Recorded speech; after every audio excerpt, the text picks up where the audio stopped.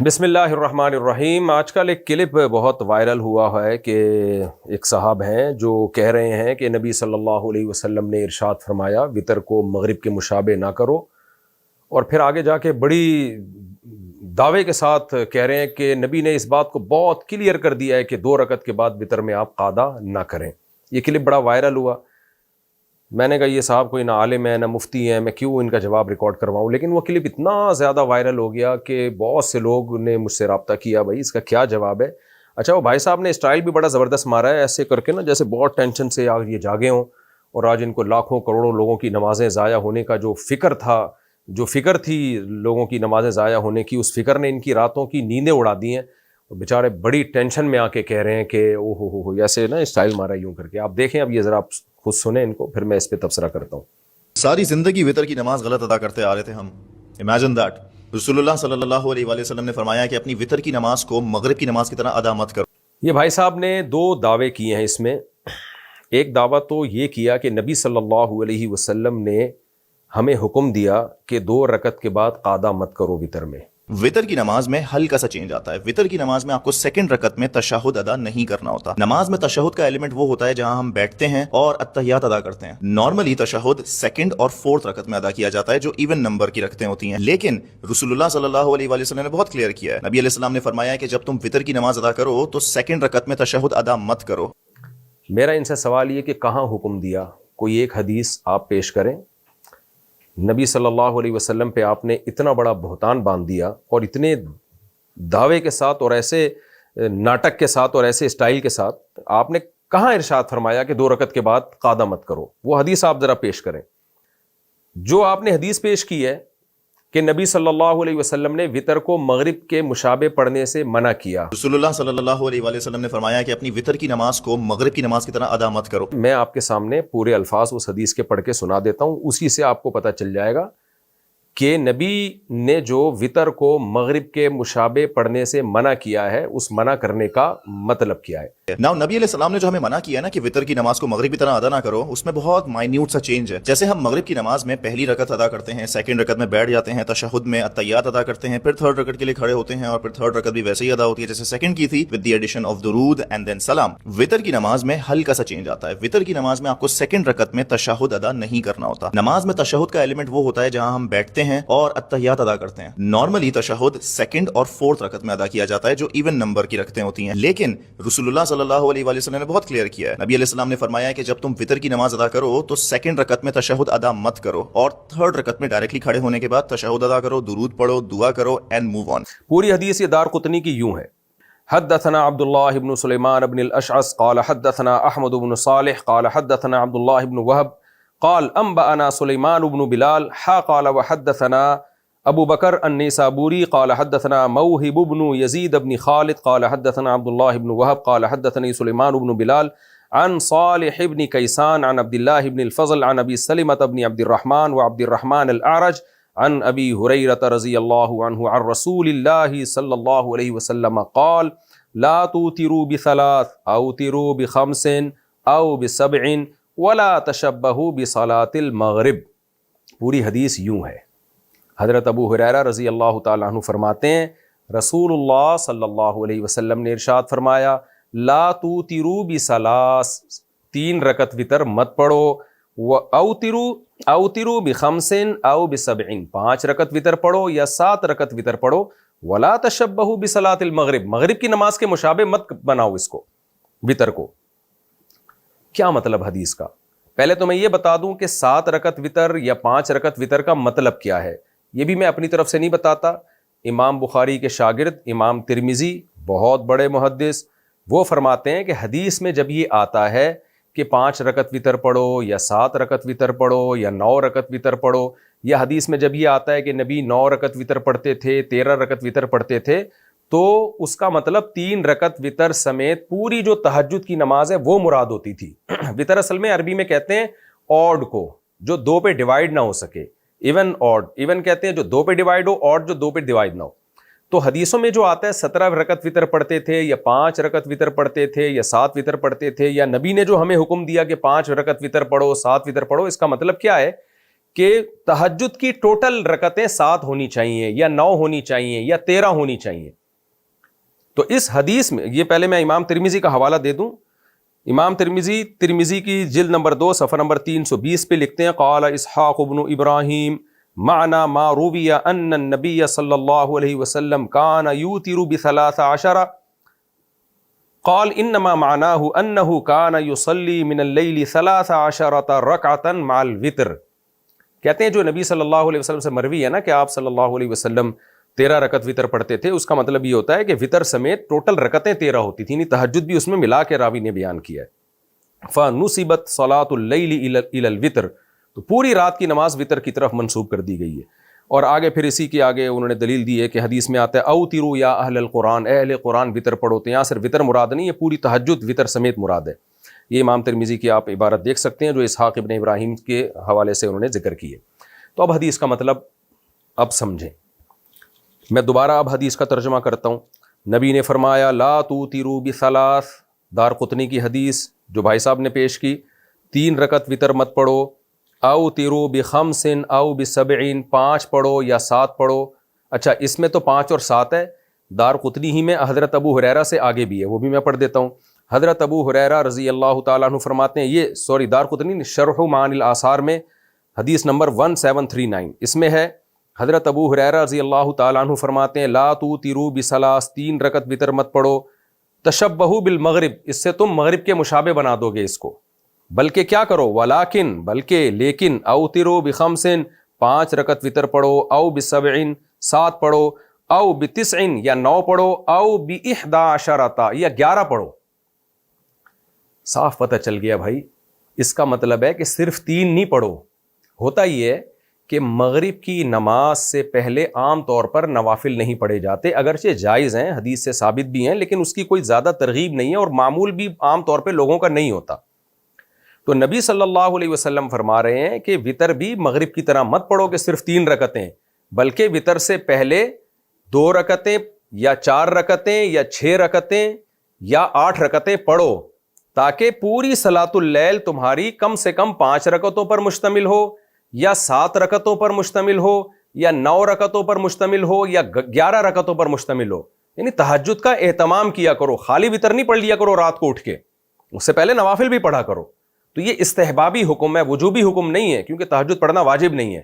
تو یہ ترغیب دی جا رہی ہے کہ وطر سے پہلے بھی نماز ہونی چاہیے. اب دوبارہ حدیث کا میں ترجمہ کر دیتا ہوں آپ سے پوچھتا ہوں کہ اس کے علاوہ کچھ اور مطلب بنتا ہے تو آپ بتائیں. دیکھو حدیث کے الفاظ, حضرت ابو ہریرہ فرماتے ہیں لا توتروا بثلاث, 3 رکعت وطر مت پڑھو. او تروا بخمس او بسبع, 7 پڑھو یا 5 پڑھو یا 7 پڑھو. ولا تشبہوا بصلاۃ المغرب, اسے مغرب کے مشابہ مت کرو.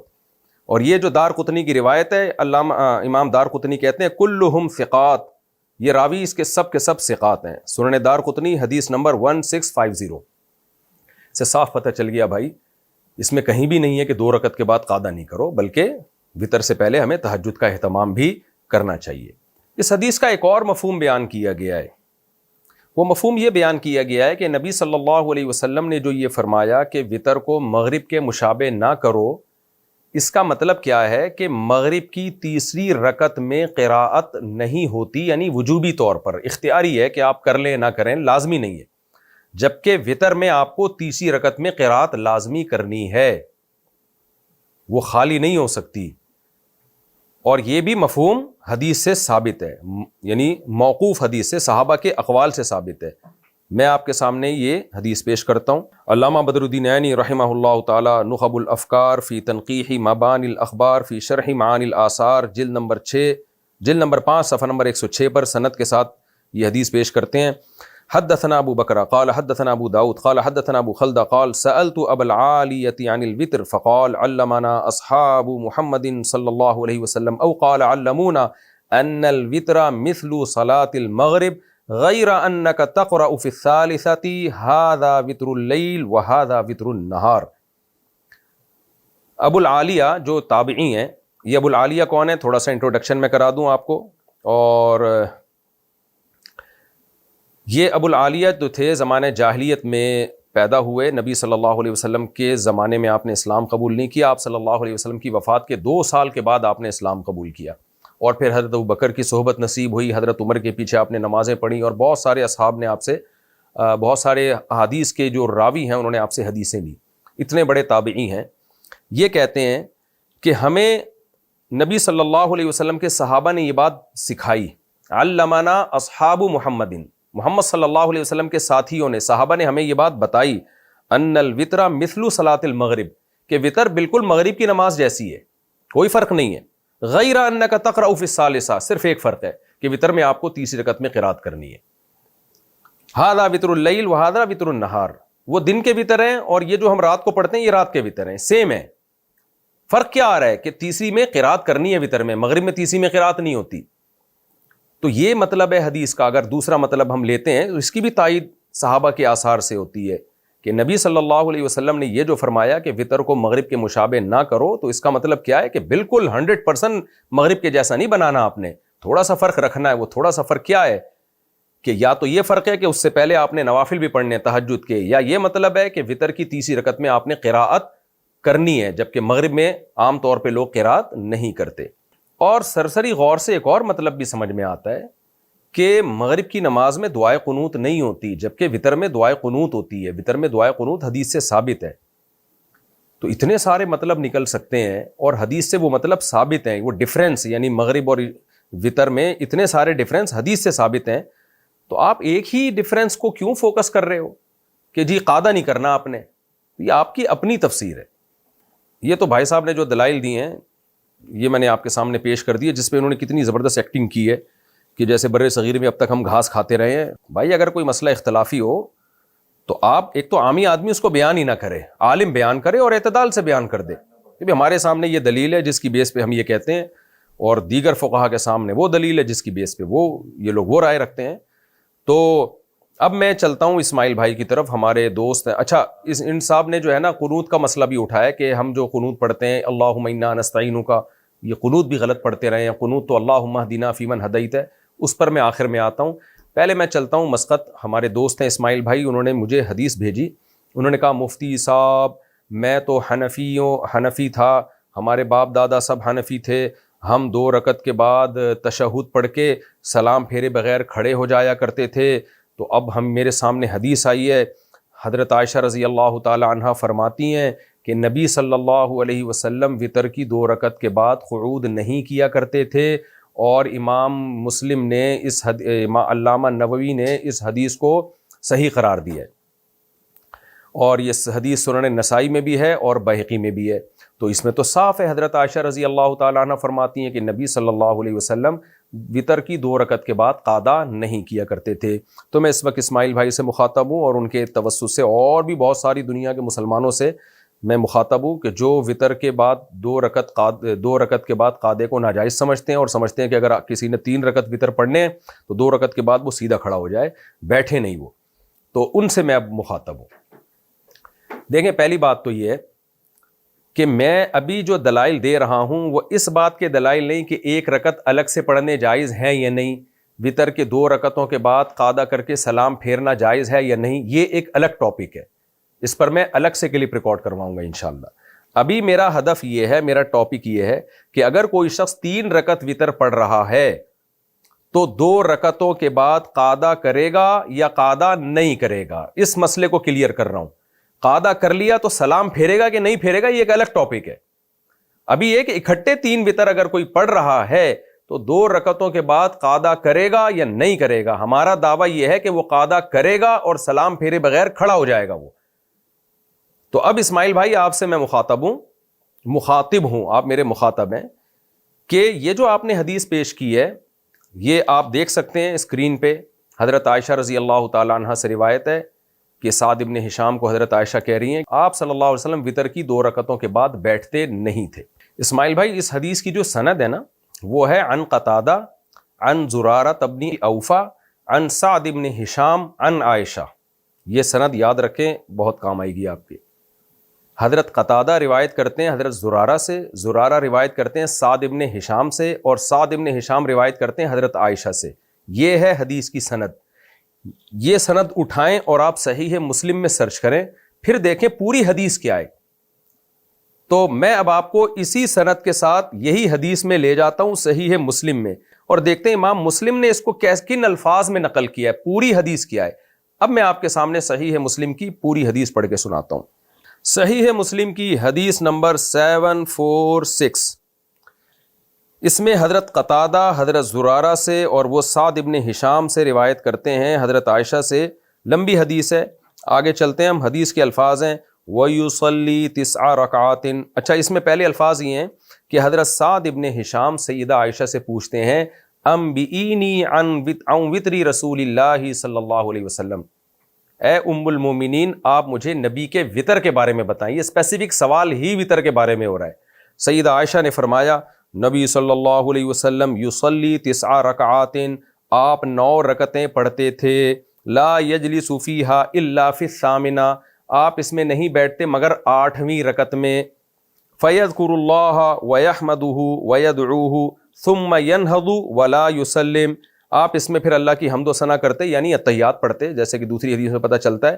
اس کے بعد ینہض، آپ کھڑے ہو جاتے، سلام نہیں پھیرتے تھے، ثم یقوم، کھڑے ہوتے، فیصلی 9 9ویں رکعت پڑھتے، ثم یقعد، پھر قعدہ کرتے، اللہ کی حمد و ثنا کرتے، ثم یسلم تسلیما یسمعنا، پھر اتنی زور سے سلام کرتے کہ ہمیں آواز آتی، یعنی سلام پھیرتے کہ ہمیں آواز آتی اس سلام کی۔ اس میں کیا ہے کہ نبی صلی اللہ علیہ وسلم 9 رکعتیں پڑھتے اور ان 9 میں 8ویں رکعت کے بعد بیٹھتے۔ یہ 8ویں رکعت حقیقت میں وتر کی دوسری رکعت تھی، اس میں بیٹھتے اور پھر تیسری رکعت کے لیے کھڑے ہوتے، پھر سلام پھیرتے۔ اس سے صاف پتہ چل رہا ہے کہ سیدہ عائشہ حضرت سعد ابن ہشام کو جو نبی کا وطر بتا رہی ہیں، نبی صلی اللہ علیہ وسلم کا، اس میں بتا رہی ہیں کہ آپ 8ویں رکعت کے بعد بیٹھتے، سلام پھیرے بغیر کھڑے ہو جاتے اور تیسری رکعت کے بعد آپ سلام پھیرتے۔ پھر آگے حدیث کے الفاظ کیا ہیں کہ ثم یصلی رکعتین بعد ما یسلم وهو قاعد، پھر آپ 2 رکعتیں پڑھتے بیٹھ کے، فتلک 11 رکعتا یا بنیا، اس طرح یہ ٹوٹل 11 رکعتیں ہو جاتی تھیں اے میرے بچے۔ حضرت سعد ابن ہشام کو محبت سے کہہ رہی ہیں اے میرے بچے، تو فرمایا کہ اے میرے بچے یہ ٹوٹل 11 رکعتیں ہوتی تھیں، یعنی 3 رکعت وطر کے بعد 2 رکعت بیٹھ کے پڑھتے، اور اس سے پہلے آپ صلی اللہ علیہ وسلم 6 رکعتیں پڑھتے، تو 6 اور 3 9 اور اس کے بعد 2 رکعت، یہ ٹوٹل 11 رکعتیں ہو گئیں۔ تو اس سے صاف پتہ چلتا ہے وطر کی 2 رکعتوں کے بعد بیٹھتے۔ ہاں، یہاں ایک سوال پیدا ہوتا ہے، اس حدیث میں تو الفاظ ہی ہیں لا یجلس فیہا الا فی الثامنہ، کہ نبی صلی اللہ علیہ وسلم 8ویں رکعت کے بعد ہی بیٹھتے۔ اس سے ایک اشکال ہوتا ہے کہ اس سے پتہ چلتا ہے کہ پھر وہ 8 رکعتیں کنٹینیو پڑھتے، آپ بیچ میں جلسہ ہی نہیں ہوتا تھا، 2 رکعت کے بعد بیٹھتے ہی نہیں تھے، تو ایسا نہیں ہے۔ دوسری حدیثوں میں وضاحت ہے، صحیح اب وہ کون سی حدیثیں ہیں وہ میں آپ کے سامنے پڑھ کے سنا دیتا ہوں، جس سے صاف پتہ چلتا ہے کہ نبی صلی اللہ علیہ وسلم ہر 2 رکعت کے بعد بیٹھا کرتے تھے۔ وہ حدیثیں میں بعد میں بتاؤں گا، وہ تو بہت مشہور ہیں۔ تو یہاں حضرت عائشہ کا مقصد یہ نہیں ہے کہ کسی 2 رکعتوں کے بعد آپ بیٹھتے ہی نہیں تھے، بلکہ مطلب یہ وہ والا بیٹھنا جو سلام کے لیے بیٹھنا ہوتا ہے۔ دیکھیں، قعدے کی 2 قسمیں ہوتی ہیں، نماز میں جو جلوس ہوتا ہے اس کی 2 قسمیں ہوتی ہیں۔ ایک جلوس وہ ہوتا ہے جو نماز کے خاتمے کے لیے ضروری ہے، 2 رکعتوں کے بعد آپ کو سلام اگر پھیرنا ہے تو بیٹھنا پڑے گا، اور ایک قعدہ وہ ہوتا ہے جو سلام پھیرنے کے لیے نہیں ہے، بلکہ 4 رکعت اور 3 رکعت والی نمازوں میں 2 رکعت کے بعد والی جو رکعتیں ان میں فاصلے کے لیے ہوتا ہے۔ تو سیدہ عائشہ کا مطلب یہ نہیں ہے کہ 2 رکعتوں کے بعد آپ کبھی بیٹھتے ہی نہیں تھے، بلکہ مطلب یہ ہے کہ وہ والا بیٹھنا جو دوسری رکعت اور تیسری رکعت میں فصل کے لیے ہوتا ہے، وہ والا بیٹھنا نہیں تھا، وہ والا بیٹھنا صرف وطر کی دوسری رکعت کے بعد ہوتا تھا۔ اس سے پہلے جو بیٹھنا تھا وہ یہ والا بیٹھنا نہیں تھا، اس کی نفی ہے، مطلق بیٹھنے کی نفی نہیں ہے کہ بیٹھتے ہی نہیں تھے، کنٹینیو آپ 8 رکعتیں پڑھتے تھے، اس کی نفی نہیں ہے، کیونکہ حضرت عائشہ دوسری حدیثوں میں اس کو کلیئر کر چکی ہیں۔ وہ حدیثیں بھی میں آپ کے سامنے پڑھ کے سنا دیتا ہوں۔ یہ صحیح ہے بخاری، صحیح مسلم کی متفق علیہ صحیح حدیث ہے۔ حضرت عائشہ رضی اللہ تعالیٰ عنہ فرماتی ہیں کہ ما کان یزید فی رمضان ولا فی غیری علی 11 رکعتا یصلی 4 رکعات فلا تسأل عن حسنہن وطولہن ثم یصلی 4 رکعتیں پڑھتے، پھر نبی 4 رکعتیں پڑھتے۔ تو 4 کا کیا مطلب ہے؟ سب شارح یہی بتاتے ہیں کہ یا تو یہ 4 ایک سلام سے ہوتی تھیں اور 2 قعدے ہوتے تھے، یا یہ ہوتا تھا کہ 2 رکعت کے بعد سلام پھرتے، پھر 2 رکعت کے بعد سلام پھر کے آرام کرتے، یعنی 4 رکعت کے بعد بہرحال قعدہ ہوتا تھا۔ دوسری حدیث صحیح ہے بخاری کی، حدیث نمبر 946 جس میں عبداللہ بن عمر فرماتے ہیں کہ نبی صلی اللہ علیہ وسلم سے پوچھا کہ رات کی نماز کے بارے میں، فقال رسول اللہ صلی اللہ علیہ وسلم صلاۃ اللیل مثنا مثنا، رات کی نمازیں دو دو رکعتیں کر کے ہیں۔ اس سے صاف پتہ چلتا ہے کہ ہر 2 رکعت کے بعد قادہ ہوتا تھا۔ اسی طرح عبداللہ بن عباس رضی اللہ تعالیٰ عنہ کی روایت ہے جس میں حضرت عبداللہ بن عباس، صحیح بخاری حدیث نمبر 947، حضرت عبداللہ بن عباس رضی اللہ عنہ فرماتے ہیں کہ نبی صلی اللہ علیہ وسلم نے تہجد میں صلی رکعتین، 2 رکعتیں پڑھی، ثم رکعتین، پھر 2 رکعتیں پڑھی، ثم رکعتین، پھر 2 رکعتیں پڑھی، ثم رکعتین، پھر 2 رکعتیں پڑھی، ثم رکعتین، ثم اوتر، پھر اس کے بعد آپ نے وتر پڑھے۔ تو 2 رکعتیں کر کے ہے۔ تو اب ان بخاری کی حدیثوں کو مسلم کی حدیثوں کے ساتھ ملائیں، مسلم کی حدیث کے ساتھ، تو صاف پتہ چل جائے گا حضرت عائشہ جو یہ کہہ رہی ہیں کہ نبی 9 رکعتیں پڑھتے تھے اور 8ویں کے بعد بیٹھتے تھے، تو یہاں بیٹھنے کا مطلب وہ والا بیٹھنا جو دوسری رکعت اور تیسری رکعت میں فصل کے لیے ہوتا ہے۔ تو اس میں صاف پتہ چل رہا ہے کہ نبی صلی اللہ علیہ وسلم وتر کی دوسری رکعت کے بعد بیٹھتے تھے۔ اسماعیل بھائی اب آپ دیکھیں، آپ نے جو حدیث پیش کی ہے وہ ہے بہقی کی، اسی سند سے میں جو حدیث پیش کر رہا ہوں وہ ہے صحیح مسلم کی۔ اس میں صاف ہے کہ نبی 2 رکعتوں کے بعد قادہ کیا کرتے تھے۔ اب یا تو ہم اس صحیح مسلم کی حدیث کی بیس پر بہقی کی حدیث کو رد کر دیں کہ بھائی وہ اس کے ٹکر کی نہیں ہے لہذا اس کو قبول نہیں کیا جائے گا، یا اس کی کوئی مناسب تعویل کر لیں۔ تو رد کرنے سے بہتر ہے تعویل کر لیں۔ وہ تعویل کیا ہے؟ سیدہ عائشہ نے جو فرمایا کہ نبی وتر کی 2 رکعتوں کے بعد بیٹھتے نہیں تھے، اس بیٹھنے کا مطلب وہ والا بیٹھنا جو سلام پھیرنے کے لیے بیٹھنا ہوتا ہے۔ تو سیدہ عائشہ اصل میں رد کر رہی ہیں ان لوگوں پہ جو 2 رکعت کے بعد قادہ کر کے سلام پھیر دیتے ہیں، ان پہ رد کر رہی ہیں۔ بھائی سلام پھیرنے والا بیٹھنا نہیں تھا، اور یہ ہوائی بات نہیں ہے، اس کی تائید نسائی کی اس حدیث سے ہوتی ہے جس میں یہی حدیث ہے، یہی راوی ہیں، حضرت قتادہ زرارہ ابن اوفا سے، زرارہ ابن ابی اوفا سعد ابن ہشام سے، سعد ابن ہشام سیدہ عائشہ سے نقل کرتے ہیں کہ نبی حضرت عائشہ رضی اللہ تعالی عنہ فرماتی ہیں کان النبی صلی اللہ علیہ وسلم لا یسلم رکعتین الوتر، نبی صلی اللہ علیہ وسلم وتر کی 2 رکعتوں کے بعد سلام نہیں پھیرتے تھے۔ وہی سند ہے بالکل۔ تو اس سے صاف پتہ چل رہا ہے بھائی سیدہ عائشہ کا اصل مقصد سلام کی نفی کرنا ہے، قادے کی نفی کرنا نہیں ہے۔ تو اس کی نفی کے لیے مبالغتاً یہ فرمایا کہ وہ والا قادہ ہوتا ہی نہیں تھا کہ جس میں سلام ہوتا ہے، بلکہ قادے کے بعد سلام پھیرے بغیر آپ اٹھ جایا کرتے تھے۔ تینوں حدیثیں سیدہ عائشہ بیان کر رہی ہیں، حضرت عائشہ سے سعد ابن ہشام بیان کر رہے ہیں، سعد ابن ہشام سے زرارہ ابن اوفا بیان کر رہے ہیں، زرارہ ابن اوفا سے حضرت قتادہ بیان کر رہے ہیں۔ تو اب اس کے بعد کیا رہ گیا؟ صاف پتہ چلتا ہے بھائی وتر کی 2 رکعتوں کے بعد قادہ بھی ہوتا تھا اور سلام پھیرے بغیر نبی صلی اللہ علیہ وسلم اٹھ جایا کرتے تھے۔ تو یہ تو مسئلہ ہو گیا کلیئر۔ اب میں آپ کے پاس صحابہ کے کچھ عمل پیش کرتا ہوں کہ صحابہ کرام وتر کی 2 رکعتوں کے بعد قادہ کیا کرتے تھے اور اس کے بعد پھر کھڑے ہو جایا کرتے تھے۔ عبداللہ بن عمر تو 2 رکعت کے بعد سلام بھی پھیرتے تھے، وہ عبداللہ بن عمر رضی اللہ تعالیٰ عنہ کا اپنا عمل تھا۔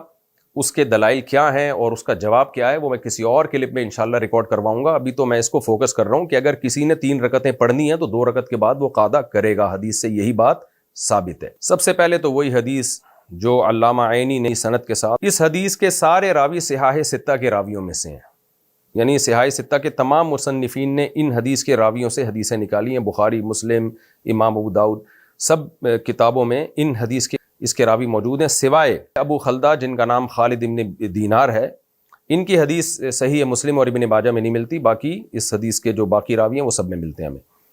تو اور یہ جو ابو خلدہ ہیں باقیوں نے ان سے حدیثیں لی ہیں، باقی صحاح 6 کے مؤلفین نے۔ تو یہ کیا فرماتے ہیں؟ کہتے ہیں کہ علمنا اصحاب محمد صلی اللہ علیہ وسلم، ہمیں نبی کے ساتھیوں نے، صحابہ نے بتایا ان الوتر مثل صلاۃ المغرب، کہ وتر مغرب کی نماز کی طرح ہے۔ تو مغرب کے میں 2 رکعت کے بعد قادہ ہوتا ہے بھائی، تو یہاں بھی بتا رہے ہیں کہ ہمیں صحابہ نے یہی سکھایا کہ وتر بالکل مغرب کی طرح ہے۔ فرق کیا ہے؟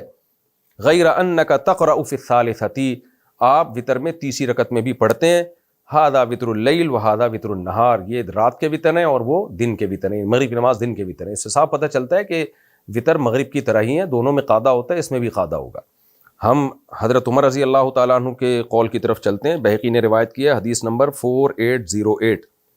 امام بہقی کہتے ہیں اخبرنا ابو عبداللہ الحافظ قال انبأ احمد بن محمد بن صالح السمرقندی قال حدثنا ابو عبداللہ محمد بن نصر قال حدثنا ابو جعفر الدارمی قال حدثنا حبان بن ہلال قال حدثنا یزید بن زرع قال حدثنا حبیب المعلم قال قیل للحسن ان ابن عمر رضی اللہ عنہما کان یسلم فی الرکعتین من الوتر فقال کان عمر افقہ من کان ینہض فی الثالثۃ بالتکبیر۔ امام بہقی اپنی سند سے، جو بالکل صحیح سند ہے، کہتے ہیں کہ حضرت حسن سے کسی نے پوچھا کہ عبداللہ ابن عمر رضی اللہ تعالی عنہ وتر کی 2 رکعتوں کے بعد سلام پھیر دیا کرتے تھے، تو حضرت حسن نے فرمایا کان عمر افقہ من، حضرت عمر میں فقاہت عبداللہ بن عمر سے زیادہ تھی، اپنے بیٹے سے زیادہ تھی۔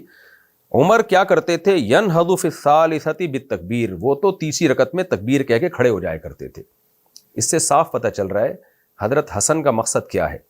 کہنے والا کہہ رہا ہے کہ وہ 2 رکعت کے بعد سلام پھیرتے تھے، تو حضرت حسن سلام کی نفی کر رہے ہیں کہ حضرت عمر سلام نہیں پھیرتے تھے، وہ تو 2 رکعت کے بعد کھڑے ہو جایا کرتے تھے، یعنی سلام پھیرے بغیر کھڑے ہو جایا کرتے تھے۔ اس سے قادے کی نفی نہیں ہے، بلکہ قادے کا اثبات ہو رہا ہے، اس لیے کہ اگر حضرت عمر قادہ ہی نہ کر رہے ہوتے تو حضرت حسن کہتے تم سلام کی بات کر رہے ہو، حضرت عمر تو قادہ بھی نہیں کرتے تھے، وہ تو 2 رکعتوں کے بعد بیٹھتے ہی نہیں تھے، بلکہ بتا رہے ہیں کہ وہ سلام نہیں پھیرتے تھے بلکہ کھڑے ہو جایا کرتے تھے تیسری رکعت کے لیے۔ اور اگر آپ اسی پہ مصر ہیں کہ نہیں جی حضرت حسن کا مقصد یہ ہے کہ قادہ ہی نہیں کرتے تھے، ڈائریکٹ کھڑے ہو جاتے تھے، اور اول تو حدیث کے صاف سیاق و سباق سے پتہ چل رہا ہے کہ حضرت حسن کا یہ مقصد نہیں ہے۔ میں دوبارہ ترجمہ کر دیتا ہوں، دیکھیں ان سے کہا جا رہا ہے عبداللہ بن عمر 2 رکعتوں کے بعد سلام پھیرتے تھے، یعنی سلام پھیرتے تھے، تو کیا یہ گویا سلام پھیرنا درست ہے؟ یہ سوال کیا جا رہا ہے۔ تو حضرت حسن کیا فرما رہے ہیں؟ نہیں بھائی، حضرت عمر تو 2 رکعتوں کے بعد کھڑے ہو جایا کرتے تھے، یعنی سلام پھیرے بغیر کھڑے ہو جایا کرتے تھے، یعنی وہ سلام نہیں پھیرتے تھے۔ اس سے صاف پتہ چل رہا ہے کہ قادہ ہوتا تھا۔ اور پھر بھی اگر آپ کہتے ہیں کہ نہیں جی یہ جو ینہضو کا لفظ ہے اس کا مطلب یہی ہے کہ ڈائریکٹ کھڑے ہو جایا کرتے تھے، تو اس کے جواب میں صحیح مسلم کی وہی حدیث آپ کی خدمت میں دوبارہ پیش کروں گا جو ابھی میں نے حضرت عائشہ کی پیش کی ہے۔ اس میں سیدہ عائشہ رضی اللہ تعالی عنہ کیا فرما رہی ہیں؟ نبی صلی اللہ علیہ وسلم وتر کی 2ری رکعت کے بعد بیٹھتے تھے، حدیث کے الفاظ ہیں 8ویں رکعت کے بعد، جو تہجد کی 8ویں ہوتی تھی، وتر کی 2ری، اور اس میں بھی بالکل یہی الفاظ ہیں کہ نبی صلی اللہ علیہ وسلم بیٹھتے تھے، اتحیات پڑھتے، ثم ینہض ولا یسلم، پھر آپ کھڑے ہو جایا کرتے تھے، سلام نہیں پھیرتے تھے۔ تو اس میں سیدہ عائشہ کہہ رہی ہیں لا یجلس فیہا الا فی الثامنہ، 8ویں کے بعد آپ بیٹھتے تھے اور ثم ینہض، نہوض کرتے تھے اور سلام نہیں پھیرتے تھے، تو وہاں بھی نہوض کا مطلب بیٹھنے کے بعد نہوض ہے۔ تو حضرت عمر کی والی اس سے جو منقول حدیث ہے اس میں بھی نہوض کا مطلب بغیر قعود کے نہوض نہیں ہے، مراد کیا ہے؟ سلام پھیرے بغیر ڈائریکٹ کھڑے ہو جانا۔ تو حضرت عمر سے بھی یہ ثابت ہو گیا کہ آپ 2 رکعتوں کے بعد سلام نہیں پھیرتے بلکہ تیسری رکعت کے لیے کھڑے ہو جایا کرتے تھے۔ تو اور ویسے بھی اگر حضرت عمر 2 رکعت کے بعد قعدہ نہ کرتے ہوتے تو ابو العالیہ جو اتنے جلیل القدر تابعی ہیں، جو حضرت عمر کے پیچھے آپ نے نمازیں پڑھی ہیں، وہ یہ کیوں کہہ رہے ہیں کہ ہمیں صحابہ نے یہ بتایا کہ وتر مغرب کی طرح ہے، بلکہ وہ کہتے ہیں کہ ہمیں عمر بن خطاب نے یہ بتایا کہ وتر مغرب کی طرح نہیں ہے، وتر میں قعدہ نہیں ہوتا اور مغرب میں قعدہ ہوتا ہے۔ تو ان کا کہنے کا مقصد یہ تھا کہ ظاہری شباہت میں، ظاہری شکل و صورت میں وتر میں اور مغرب کی نماز میں کوئی فرق نہیں ہے۔ اس سے بھی تائید ہوتی ہے کہ حضرت عمر نے 2ری رکعت کے بعد قعدہ کیا ہے اور اس کے بعد کھڑے ہوئے۔ اسی طرح عبداللہ بن مسعود رضی اللہ تعالیٰ عنہ سے بھی صحیح سند کے ساتھ یہ بات منقول ہے۔ حضرت عبداللہ بن مسعود فرماتے ہیں کہ وتر اللیل 3 کوتر النہار، رات کے وتر 3 ہیں جیسے کہ دن کے وتر ہیں، یعنی وہ بھی اسی طرح ہی پڑھے جائیں گے جیسے دن میں وتر پڑھے جاتے ہیں، 2 رکعت پھر اس کے بعد قعدہ پھر تیسری رکعت۔ تو اس سے اور عبداللہ بن مسعود رضی اللہ تعالیٰ عنہ کا یہ آپ اس میں دیکھ سکتے ہیں اسکرین پہ ان کی حدیث کا ریفرنس۔ باقی عبداللہ بن مسعود کی حدیث کو ضعیف جو کہا گیا ہے تو وہ مرفوع حدیث کو کہا گیا ہے، موقوف کو نہیں کہا گیا۔ تو جو موقوفاً عبداللہ بن مسعود سے روایت ہے وہ صحیح ہے۔ تو عبداللہ بن مسعود کا عمل بڑے فقیہ تھے، جن کو حضرت عمر نے کوفہ بھیجا اس لیے کہ تاکہ وہاں علم پھیلائیں، تو ان کی فقاہت پہ تو جتنا کہا جائے کم ہے۔ حضرت عمر رضی اللہ تعالیٰ عنہ کے پاس جب حضرت عبداللہ بن مسعود آیا کرتے تھے تو حضرت عمر فرماتے تھے کنیف ملئ علما، یہ چھوٹے سے قد کا آدمی لیکن علم سے بھرا ہوا ہے، اتنے بڑے فقیہ صحابی، اور حضرت عمر اور پھر ابو العالیہ کا بیان کہ صحابہ کرام نے ہمیں اس طرح سے وتر سکھائے ہیں، ان سب کی نمازوں کو یہ بھائی صاحب نے کیا کہہ دیا؟ غلط پڑھتے آئے تھے، ساری زندگی وتر کی نماز غلط ادا کرتے آ رہے تھے ہم، امیجن دیٹ۔ تو اس لیے لوگ کنفیوز نہ ہوں، وتر کا طریقہ یہی راجح ہے، 2 رکعت کے بعد آپ نے قعدہ کرنا ہے، تیسری رکعت کے لیے آپ نے پھر کھڑے ہونا ہے۔ باقی اگر اس میں مجتہدین کا کچھ اختلاف ہے یا تابعین میں سے کسی نے کوئی اختلاف کیا ہے تو وہ سب ہمارے لیے قابل احترام ہے. اجتہادی مسائل میں اختلاف رحمت ہے، زحمت نہیں ہے، اور اس رحمت کے فائدے ہوتے ہیں. لیکن دلیل کی دنیا میں جو راجح بات ہے وہ یہی راجح بات ہے جو میں نے آپ کے سامنے پیش کی احادیث کی روشنی میں. حضرت عمر کا قول، صحابہ کا عمل، اور اس کے بارے میں حضرت عبداللہ بن مسعود جیسے صحابی کا عمل، اور خود نبی کا اپنا عمل صحیح مسلم کی حدیث میں. تو اس سے یہ بات میرا خیال ہے 2-2-4 کی طرح ثابت ہو گئی کہ وطر 3 رکعت میں 2 رکعت کے بعد قادا ہوگا، سلام پھیرے بغیر آپ کھڑے ہو جائیں گے. اب ہم اگلے مسئلے کی طرف چلتے ہیں جو انہوں نے قنوت کا مسئلہ چھیڑا ہے کہ دعائے قنوت یہ والی نہیں، وہ والی نہیں، یہ والی. تھرڈ رکعت میں ایک اور ایڈیشن یہ بھی ہوتا ہے کہ قنوت نازلہ پڑھنی ہوتی ہے. نا سب کانٹیننٹ میں یہ کلچر ہے کہ قنوت نازلہ کی جگہ دعائے قنوت پڑھی جاتی ہے. پہلی بات تو میں آپ کو یہ عرض کروں کہ اس بارے میں بر صغیر کے علماء کا موقف جن پر یہ رد کرنا چاہ رہے ہیں، یا فقہ حنفی جن کو یہ اصل میں نام لیے بغیر ہدف بنانا چاہ رہے ہیں، فقہ حنفی کا موقف یہ نہیں ہے کہ اللہم اہدنا فیمن ہدیت یہ والی دعائے قنوت نہیں پڑھنی چاہیے، اللہم انا نستعینک کا ہی پڑھنی چاہیے. فقہ حنفی کا جو اصل موقف ہے وہ وہی ہے جو قرآن و سنت سے اور حدیث اور صحابہ سے ثابت ہے. وہ کیا ہے کہ بہتر ہے کہ آپ دونوں دعائیں پڑھیں، اللہم انا نستعینک والی بھی پڑھیں، اللہم اہدنا فیمن ہدیت والی بھی پڑھیں. اور فقہ حنفی کی جتنی بھی فتوے کی کتابیں ان میں یہی لکھا ہوا ہے. عوام کی سہولت کے لیے علماء ایک دعا سکھا دیتے ہیں تو اس لیے عوام میں ایک دعا رائج ہو گئی، تو اس میں کوئی فرق نہیں ہے، اس سے کوئی فرق نہیں پڑتا. یہ کوئی حدیث کی مخالفت نہیں ہے. بلکہ احناف کا تو اس میں اصل موقف یہ ہے جو سعودیہ کے علماء کا موقف ہے، جو امام احمد بن حنبل کا موقف ہے کہ کوئی بھی دعا پڑھ سکتے ہیں آپ.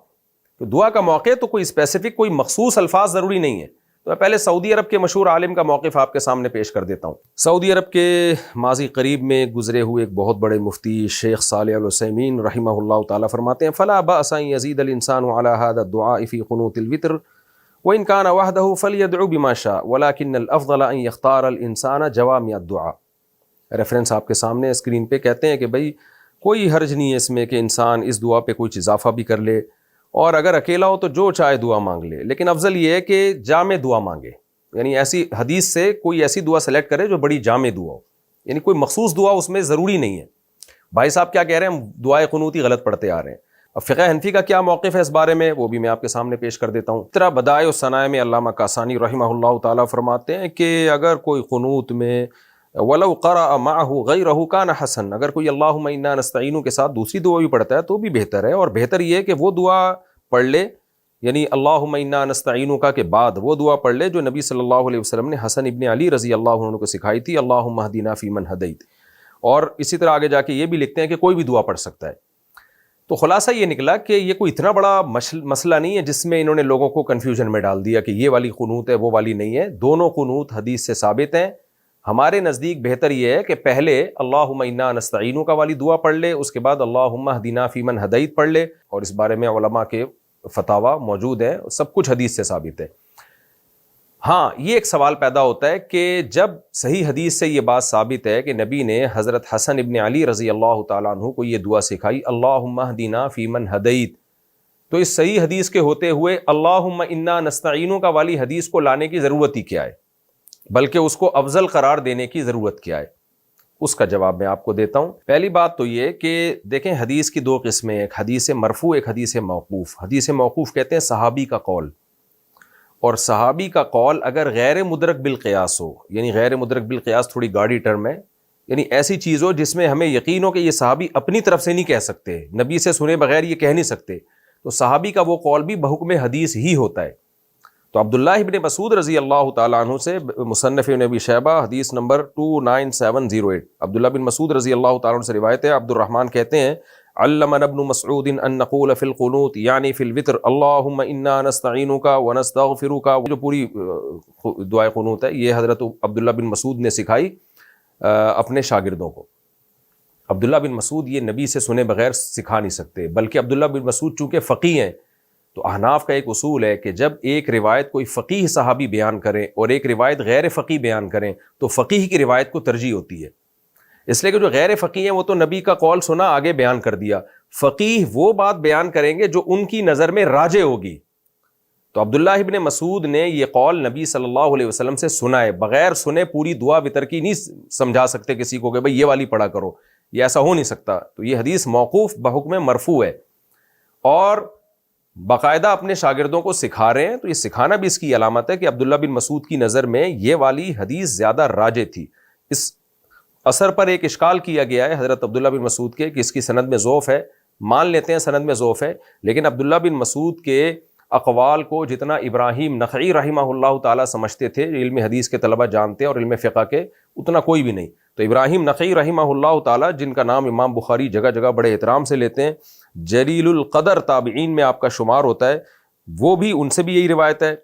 مصنف ابی شیبہ کی حدیث نمبر 29709، اس میں ابراہیم نخعی سے مروی ہے کہ وہ وطر کے قنوت میں کیا پڑھا انہوں نے، اللہم انا نستعینک ونستغفرک۔ تو اس اثر سے اس اثر کی تائید ہو رہی ہے، حضرت ابراہیم نخعی کے اس قول سے عبداللہ بن مسعود کے اس قول کی تائید ہو رہی ہے کہ ہمیں وطر میں اللہم انا نستعینک پڑھنا چاہیے۔ اب یہاں ایک سوال پیدا ہوتا ہے، جب نبی نے حضرت حسن بن علی کو سکھائی اللہم اہدنا فیمن ہدیت، اور عبداللہ بن مسعود کو سکھائی اللہم انا نستعینک، تو پھر آپ اللہم انا نستعینک والی کو ترجیح کیوں دے رہے ہیں؟ بھائی آپ اس کو ترجیح کیوں نہیں دے رہے جو حسن ابن علی رضی اللہ تعالیٰ عنہ کو سکھائی ہے؟ اس کا جواب یہ کہ بھائی ہر ایک کے ترجیح دینے کا مختلف طریقہ ہوتا ہے۔ بعض فقہا نے اس کو ترجیح دی اللہم اہدنا فیمن ہدیت، اس بیس پہ کہ نبی نے سیدنا حسن کو سکھائی ہے، لیکن احناف نے اس بیس پہ ترجیح دی ہے کہ اللہم انا نستعینک والی دعا پہلے قرآن کا حصہ تھی، آسمان سے نازل ہوئی تھی، قرآن کی سورت تھی جس کی تلاوت کو منسوخ کیا گیا۔ کہتے ہیں یہ الفاظ جو پہلے قرآن کا حصہ تھے لیکن اللہ نے اس کی تلاوت کو منسوخ کر دیا، لیکن بہرحال آسمان سے نازل ہوئے تھے، وہ وحی ہے مطلوع تھے، تو اس کو وحی ہے غیر مطلوع پہ ترجیح ہوگی۔ اور شاید عبداللہ بن مسعود نے بھی اس اللہم انا نستعینک کو اسی وجہ سے ترجیح دی ہے، تبھی اللہم انا نستعینک والی دعا اور اسی دعا میں جو آگے الفاظ آتے ہیں اللہم ایاک نعبد، ان کو باقاعدہ دو سورت کہا جاتا تھا۔ تو یہ بات کہ نبی یہ باقاعدہ پہلے قرآن کا حصہ تھی، ان کی تلاوت منسوخ ہے، یہ کس نے ذکر کی؟ میں اس کا اب آپ کے سامنے ریفرنس پیش کرتا ہوں۔ مصنف عبد الرزاق حدیث نمبر 5109، اس میں عبید ابن عمیر راوی ہے، کہتے ہیں کہ انہما سورتان من القرآن، کہ یہ دو قرآن کی صورتیں تھیں۔ کون سی؟ اللہم انا نستعینک، اور آگے جو الفاظ آتے ہیں اللہم ایاک نعبد ولک نصلی، یہ دو الگ الگ صورتیں تھیں قرآن کی۔ حضرت عبداللہ بن مسعود رضی اللہ تعالیٰ عنہ کے مصحف میں تھیں، وَأَنَّهُ يُوتِرُ بِهِمَا كُلَّ لَيْلَةٍ، اور حضرت عبداللہ بن مسعود وطر میں دونوں صورتوں کو پڑھا کرتے تھے۔ تو یہ قرآن کی صورتیں تھیں میرے بھائی، جو منسوخ ہو گئیں، اس کی تلاوت منسوخ ہو گئی، تبھی مصحف عثمانی میں وہ نہیں لکھی گئی، اور عبداللہ بن مسعود نے بھی اپنے مصحف سے نکال دی تھی، لیکن خود اس کو وطر میں پڑھتے رہتے تھے۔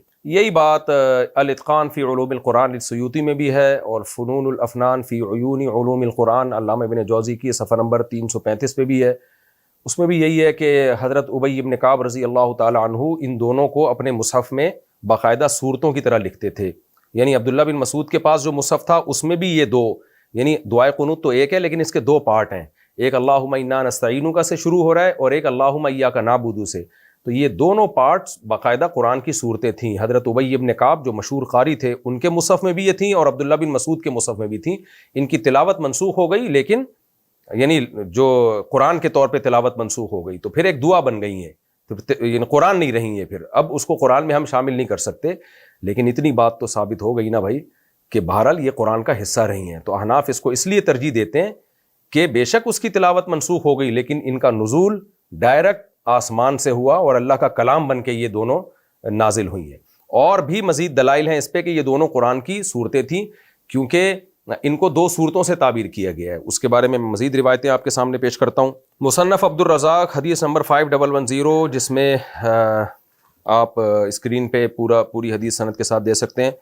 میمون ابن مہران حضرت ابی ابن کعب سے روایت کرتے ہیں کہ وہ یہ دعا پڑھا کرتے تھے، اللہم انا نستعینک ونستغفرک، پوری دعا لکھی ہوئی ہے آگے۔ اس طرح شرح معانی الاثار میں امام طحاوی رحمہ اللہ تعالیٰ سند پیش کرتے ہیں۔ عبداللہ ابن عباس رضی اللہ عنہ سے روایت ہے کہ حضرت عمر ابن خطاب رضی اللہ تعالیٰ عنہ کان یقنط بسورتین، دو صورتوں کے ساتھ قنوت پڑھا کرتے تھے۔ وہ صورتیں کیا تھیں؟ اللہم ایاک نعبد اور اللہم ایاک نستعین۔ تو ان کو دو صورتیں کہا جا رہا ہے باقاعدہ۔ عبداللہ بن عباس اس کو سورت سے تعبیر کر رہے ہیں اور کہہ رہے ہیں حضرت عمر رضی اللہ تعالیٰ عنہ یہی قنوت پڑھا کرتے تھے. اس طرح محمد ابن نصر حضرت سفیان سے نقل کرتے ہیں قال کانوا یستحبون ان یجعلوا فی قنوت الوتر ہاتین السورتین مختصر قیام اللیل محمد ابن نصر صفحہ نمبر 321. حضرت سفیان سے مروی ہے کہ صحابہ کرام مستحب سمجھتے تھے کہ وطر کے قنوت میں یہ 2 صورتیں پڑھا کریں, اللہم انا نستعینک اور اللہم ایاک نعبد. تو اسلاف سے نقل کر رہے ہیں کہ وہ بہتر سمجھتے تھے کہ ان 2 صورتوں کو, یعنی گویا صورت تو قرآن کی صورت کو کہا جاتا ہے, اس سے صاف پتہ چلا ان کا اس پر تو تقریباً اتفاق ہو گیا کہ یہ باقاعدہ قرآن کی 2 صورتیں تھیں اور صحابہ کرام اس کو پسند بھی کرتے تھے. اچھا, علامہ البانی رحمہ اللہ تعالیٰ نے بھی ایک سند ذکر کی ہے جس میں ہے کہ حضرت عمر رضی اللہ تعالیٰ عنہ فجر میں یہ قنوت پڑھا کرتے تھے اللہم انا نستعینک, لیکن علامہ البانی نے اس کی سند کو ضعیف قرار دیا ہے. اور ضعف کی وجہ کیا بیان کی ہے؟ علامہ البانی فرماتے ہیں ھذا سند کلہم ثقات, یہ سب کے سب ثقات راوی ہیں. لولا عنعنۃ ابن جریج لکان حریا بالصحہ, اگر اس میں ابن جریج کی تدلیس نہ ہوتی تو یہ حدیث صحیح ہوتی. یہاں علامہ البانی رحمہ اللہ سے ایک تسامح ہوا ہے, انہوں نے ابن جریج کو مدلس کہا, ابن جریج مدلس راوی ہیں, لیکن یہاں ابن جریج عطا سے روایت کر رہے ہیں, اور حضرت عطا سے جب ابن جریج عن کے ساتھ روایت کرتے ہیں تو وہ عن کے سے ہونے کے باوجود مقبول ہوتی ہے. امام طبری رحمہ اللہ بھی سند سے اپنی سند سے بیان کرتے ہیں میمون ابن مہران سے حضرت ابی ابن کعب کی قرات کے بارے میں کہ ابی ابن کعب اللہم انا نستعینک اور آگے پوری دعا ہے وہ پڑھا کرتے تھے. تو ان سے اتنی واضح احادیث ہیں, جس کتنے سارے صحابہ ہیں جو یہی والی قنوت پڑھا کرتے تھے اور اس کو باقاعدہ قرآن کی صورت قرار دیا کرتے تھے. اسی وجہ سے امام احمد ابن حنبل نے بھی ان کو جو دعائے قنوت ہم پڑھتے ہیں اس کو قرآن کی 2 صورتیں کہا ہے. اور امام احمد بن حنبل سے 2 قول ہیں اس بارے میں کہ کون سی والی دعائے قنوت پڑھی جائے. میں امام احمد بن حنبل کا قول پڑھ کے آپ کو سنا دیتا ہوں. امام احمد بن حنبل یہ امام بخاری کے استاذ ہیں, یہ بات ذہن میں رکھیں, اور امام بخاری سے زیادہ بڑے فقیہ ہیں. امام بخاری بھی فقیہ تھے لیکن امام احمد بن حنبل کے لیول کے فقیہ نہیں تھے. یہی وجہ ہے کہ امام ترمذی جب حدیث کی سند کی بحث کرتے ہیں اور حدیث کو صحیح یا ضعیف قرار دینا ہوتا ہے تو امام بخاری کا ریفرنس دیتے ہیں, لیکن جب کوئی فقہی مسئلہ بیان کرتے ہیں تو کہیں بھی امام بخاری کا ریفرنس نہیں دیا. اس میں امام احمد کی بات کریں گے یا امام ابو حنیفہ کی بات کریں گے یا امام شافعی کی بات کریں گے یا امام مالک کی بات کریں گے یا عبداللہ بن مبارک کی بات کریں گے. تو ہم دیکھتے ہیں امام احمد بن حنبل کیا فرماتے ہیں. فقہ حنبلی کی مشہور کتاب الانصاف فی معرفت الراجح من الخلاف جلد نمبر 2 صفحہ نمبر 171 پہ ہے اعلم ان الصحیح من المذہب انہ یدعو فی القنوت بذلک کلہ قال الامام احمد. کہتے ہیں کہ صحیح مذہب یہ ہے, یعنی فقہ حنبلی کا جو صحیح رائے ہے وہ یہ ہے کہ جتنی دعائیں حدیث میں ہیں وہ سب کی سب پڑھ سکتا ہے. امام احمد بن حنبل نے فرمایا یدعو بدعاء عمر, وہ دعا پڑھے جو حضرت عمر پڑھا کرتے تھے, اللہم انا نستعینک, آگے پوری دعا. اسی طرح امام احمد نے فرمایا کہ وہ دعا پڑھے جو حضرت حسن کو نبی نے سکھائی, اللہم اہدنا فیمن ہدیت. یعنی امام احمد پہلے اللہم انا نستعینک والی ذکر کر رہے ہیں, اس کے بعد اللہم اہدنا والی. پھر آگے فرماتے ہیں واقتصر بعض الاصحاب علی دعاء اللہم اہدنا فیمن ہدیت. بعض ہمارے اصحاب یعنی فقہ حنبلی کے علماء نے کہا کہ صرف اللہم اہدنا فیمن ہدیت پڑھے. اور پھر آگے خود الانصاف کے مؤلف کہتے ہیں کہ امام احمد ایک روایت میں کہتے ہیں کہ بہتر یہی ہے کہ صرف اللہم اہدنا پڑھ لے, یہ بھی ٹھیک ہے. دوسری روایت میں کہتے ہیں کہ یستحب بالصورتین, بہتر یہ کہ اللہم انا نستعینک کا پڑھے اور اللہم ایاک نعبد والی جو ہم پڑھتے ہیں. یعنی امام احمد سے بھی اس بارے میں 2 روایتیں, ایک روایت یہ کہ اللہم اہدنا پڑھے, دوسری روایت یہ کہ اللہم انا نستعینک کا پڑھے. لیکن اس میں اہم بات یہ ہے کہ امام احمد نے بھی اس کو 2 صورتیں قرار دیا, یعنی وہ کہہ رہے ہیں بہتر ہے وہ 2 صورتیں پڑھ لیں. تو اس سے خلاصہ کیا نکلا کہ دونوں دعائیں حدیث سے ثابت ہیں. یہ کوئی اتنا پیچیدہ مسئلہ نہیں تھا کہ بھائی صاحب نے کلپ بنا کے عوام کو ڈال دیا اور کنفیوز کر دیا کہ بر صغیر کے علماء جو اب تک کرتے آ رہے ہیں وہ تو غلط کرتے آ رہے ہیں. اصل دعا تو ہی ہے دعائے قنوت از اللہم انا نستعینک و نستغفرک, اینڈ قنوت نازلہ از اللہم اہدنی فیما ہدیت. یہ 2 ڈفرنٹ دعائیں ہیں. بچپن سے ہمیں بتایا جا رہا ہے کہ 2nd رکعت میں بیٹھنا ہے, اتحیات پڑھنا ہے, پھر 3rd رکعت میں کھڑے ہونا ہے, اور پھر 3rd رکعت میں رکوع میں جانے سے پہلے دعائے قنوت پڑھنی ہے. لیکن نبی علیہ السلام کی سنت تھی کہ وہ قنوت نازلہ پڑھا کرتے تھے. بھائی دونوں دعائیں حدیث سے ثابت ہیں, بہتر ہے دونوں دعائیں پڑھے. دونوں نہیں پڑھ سکتا تو ہماری رائے میں اللہم انا نستعینک والی پڑھ لے, کیونکہ وہ قرآن کا حصہ تھی, وہ عبداللہ بن مسعود نے سکھائی, ابی بن کعب نے سکھائی, حضرت عمر وہ پڑھا کرتے تھے. اور اگر کسی کی رائے یہ کہ اللہم اہدنا پڑھ لے تو بھی ٹھیک ہے. میرا مقصد تو صرف یہ بتانا ہے کہ یہ بھائی صاحب ٹھیک نہیں ہے جو لوگوں میں بلا وجہ کی کنفیوژن پیدا کر رہے ہیں. وما علینا الا البلاغ.